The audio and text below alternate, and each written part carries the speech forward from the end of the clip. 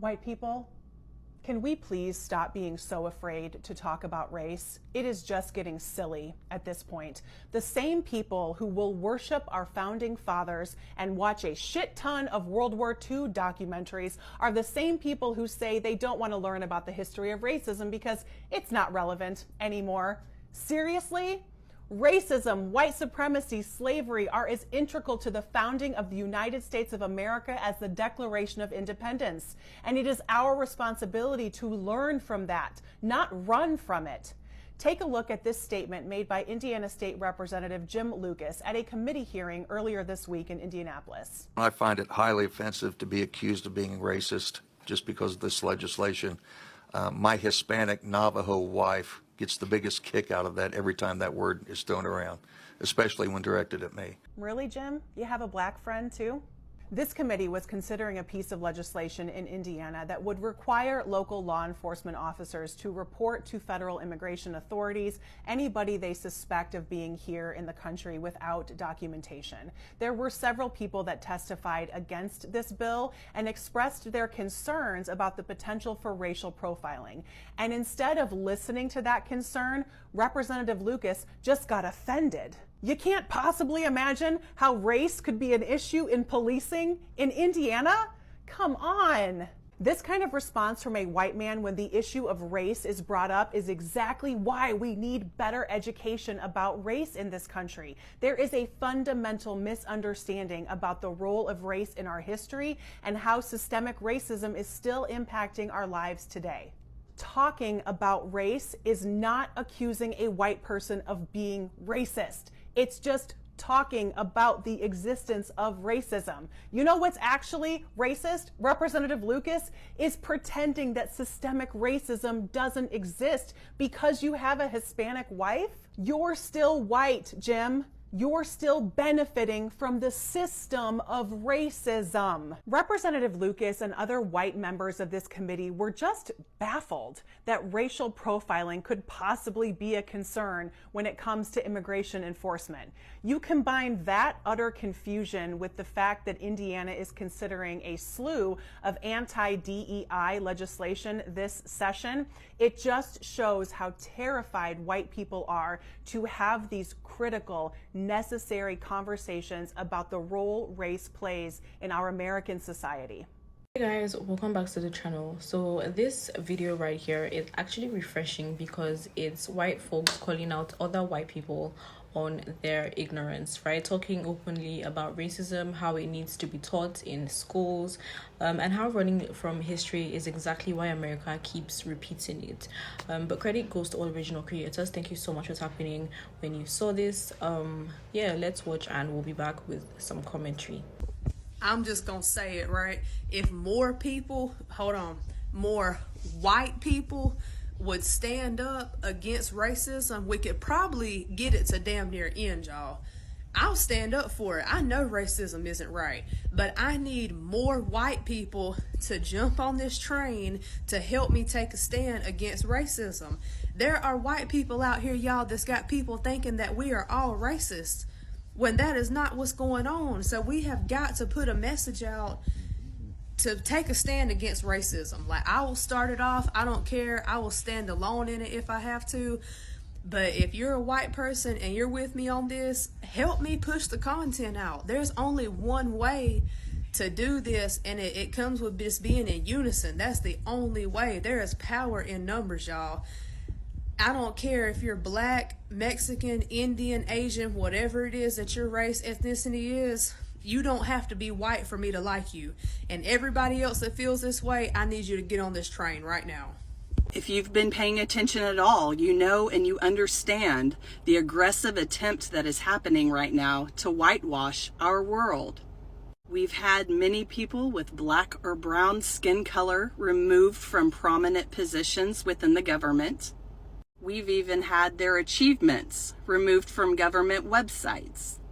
There's a blatant attempt to rewrite history when it comes to slavery, with some going as far as to say it wasn't that bad, or we should teach it more gently. And that's just the very tip of the iceberg. White people, do you want to live in a world that is completely void of color? Do any of you guys not hang out with people of different skin color than you? Where are your voices on their behalf?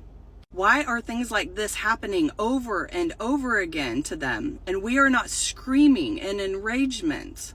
And most importantly, why are we expecting them to do anything whatsoever to combat this? They didn't create this problem.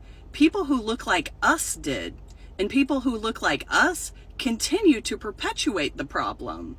So then it's people who look like us whose voices have to be the loudest in condemning their behaviors.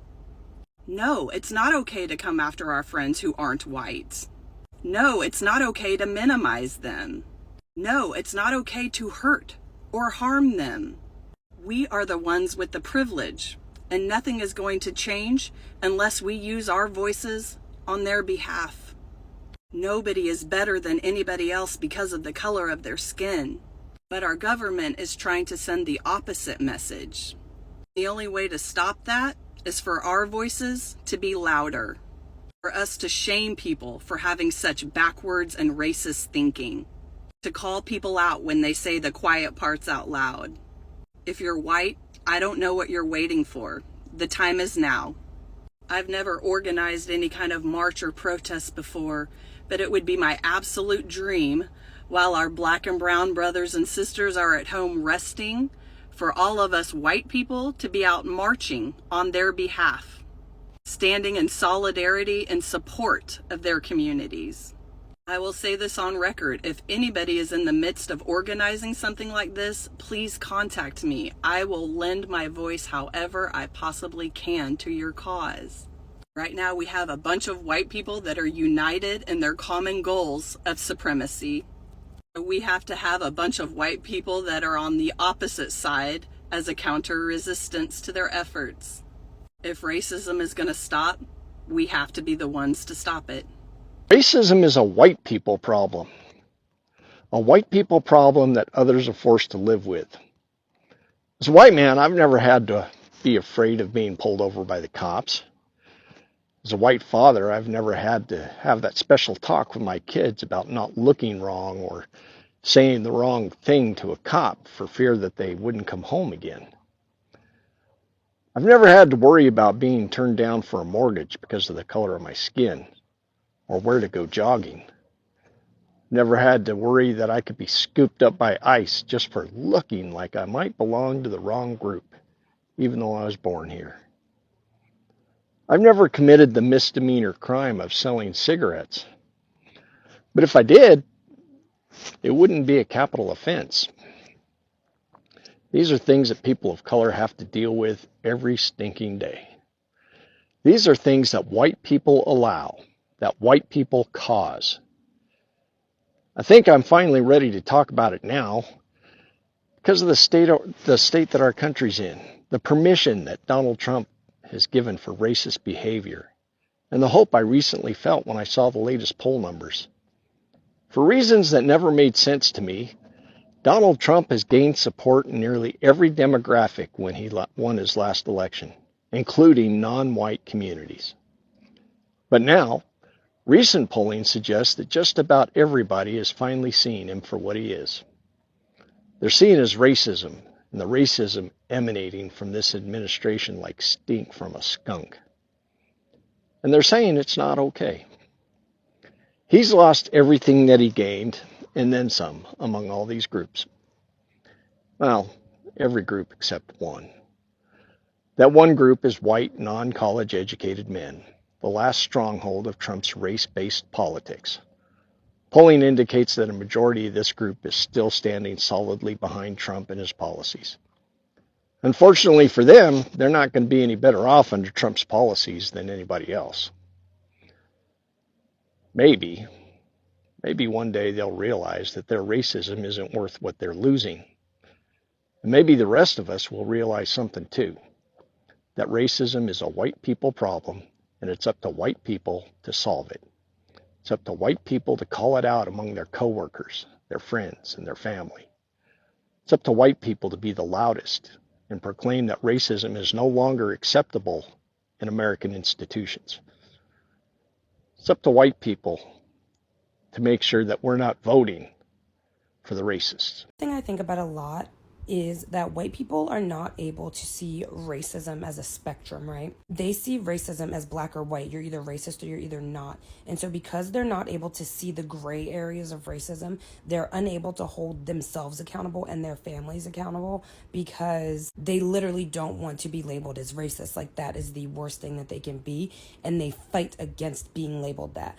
But because of that, they're not able to recognize that sometimes they do have racist tendencies, or they might be leading with accidental white supremacy. Like, to acknowledge those things is to be self-aware about those things, and then to be able to do something different and recognize your behaviors. But because they can't do that, because they're scared to do that, they just don't.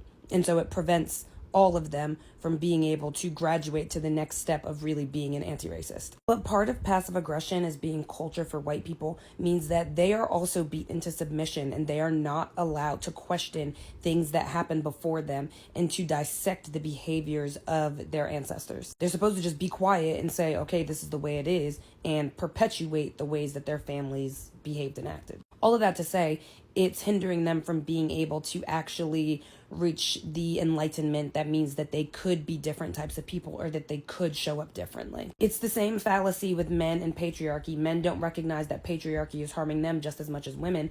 White people don't recognize that white supremacy is hurting them just as much as it hurts non-white people. Racism, slavery, white supremacy, those are not side notes in American history.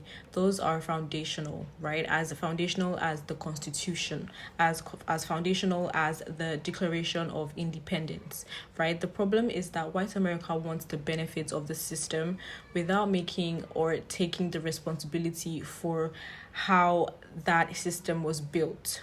Right? They get offended when racism is mentioned, but their laws and policies still prove that it exists, right? And you know, the lady who, the first video in this clip, the lady who talked about states like Indiana, she's right? People swear that racism doesn't exist there while passing racist legislations every year, right? The first step to fixing racism is acknowledging it, but America's still arguing over step one, and that's quite frankly why we're still here. But you know, baby steps, right? Anyways, let me know what your thoughts are in the comments. Credit goes to all original creators, as I said before. Quick disclaimer, this isn't to incite hate or violence of any kind. This is just for educational and commentary purposes. Please like, share, and subscribe to keep seeing news or information or stories like this that you don't get to see on the news. And as usual, I'll see you on my next one.